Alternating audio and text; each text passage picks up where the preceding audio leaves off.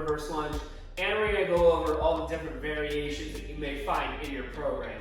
So if you're watching this right now, you might have a specific variation that you're supposed to be doing. In this section of the video, we will be going over each one and kind of how to set up for it. Before you saw this part of the video, what you saw was probably the variation that you'll be doing, okay? So, the reverse lunge, generally, I really like to program in alternating legs as opposed to hitting one leg at a time. So unless you see it specified that you're gonna hit one leg at a time in your program, then you're gonna perform it alternating, just like how you see in the video. So what alternating is gonna be is just you're switching legs on each rep, as opposed to hitting all the reps on one leg and then hitting the other. This is just to fatigue each side symmetrically, as opposed to fatiguing one side and then moving to the other. Generally, this does allow you to hit a little bit more weight as well. Okay, so first off, with the reverse lunge, and your first variation would be a body weight reverse lunge, which is just going to look a little something like this. You're stepping back, have a nice stretch on the hip flexors. You're going to let yourself lightly tap the floor, and I like to have a very slight positive shin angle in the shins. What that's going to be is your knees going slightly forward. I don't want a vertical shin, so I want to see that slightly forward shin. That way we're going to hit the quads and we're hitting the hamstrings pretty symmetrically, because we're allowing the knee to go forward and we're stepping back pretty far to lengthen that quad and hip flexor. Okay, so to show you that again, I'm stepping back nice and far. I'm getting that slight positive shin angle. Obviously, we don't want too much like that, and then it becomes a little more quad dominant, and it can kind of irritate the knees over time.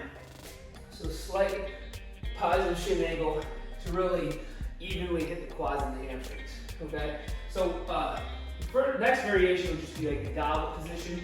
You can use a kettlebell here, like in the video, where you're holding it right here, and you're just stepping back and alternating.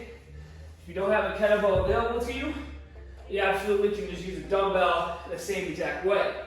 All right, so that's the first variation. You're just holding that weight right in the front. The second one here, you'll be holding on to dumbbells in each hand, and this will actually allow you to load it up a little bit more.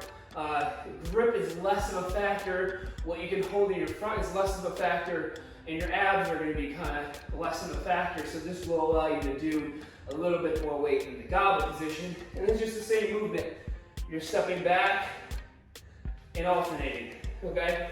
So those are your your three basic ones that you may see on a lower level progression. And these ones with the barbell would be an example of a slightly higher progression. Okay, so with the barbell, the first one you might see is like a Zercher position. So all that is just elbows inside the barbell. For a little bit better look, you're gonna have that right in your elbows here. And I like to do one of two things. Either point your knuckles straight at the ceiling and you have them up individually, or you're grabbing onto each other. This tends to be a little bit better option when the weight's a little heavier and you're trying to drive the knuckles up as well. And then from there, you're just performing your reverse lunges, okay? If this gets pretty heavy, what you can do is grab a bar pad, put it right in the center, and then now it's a little bit less pressure on the elbows when you hold that. Just know that like if your arms are a little shorter, it might be harder to hold on to with the pad. So that's like a limiting factor in itself when you're performing the Zercher reverse lunges, because you're gonna be limited by just how much you can hold right in your elbows, okay? And then as you get to higher positions, we can move to just front squat loaded, where if you're pretty proficient at the movement, you can actually start significantly loading that weight upwards to 100, 200 pounds.